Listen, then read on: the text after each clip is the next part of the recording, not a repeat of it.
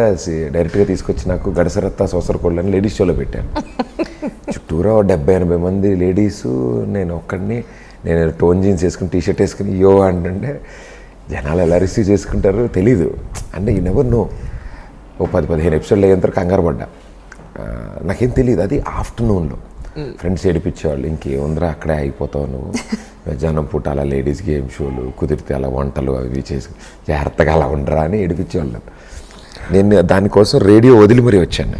ఆర్జేకి join అయ్యి TV offer వచ్చిందని radio వదిలితే కూడా తిట్టారు. అంత మంచి జాబు, అంత పెద్ద కంపెనీలో ఎందుకు వదిలేస్తున్నావు ఏమో అన్నట్టు. ఇప్పటివరకు ఆడియో వచ్చింది, ఇప్పుడు వీడియో కూడా చూపిద్దాం, మొహం కూడా చిన్న ఆశ.